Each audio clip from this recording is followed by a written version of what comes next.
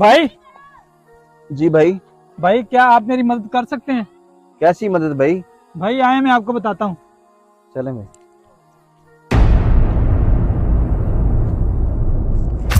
अरे ये क्या हुआ आपके साथ? भाई मैं आपको बताता हूँ। पैसों की लालच में अंधा हो गया था मेरा भाई, और मेरी जान ले ली। आज मैं भाई को मार के उसके सारे पैसे और उसका बैग ले जाऊंगा। भाई आ जाओ, रुक तो गए, आ जाए। भाई आप चलो, मैं आ रहा हूँ।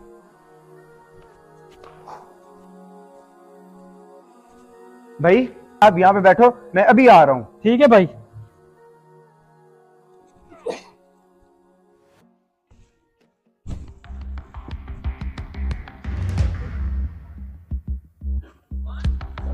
आज मौका अच्छा है, भाई को मार के उसका बैग और सारे पैसे लेके निकल जाते हैं।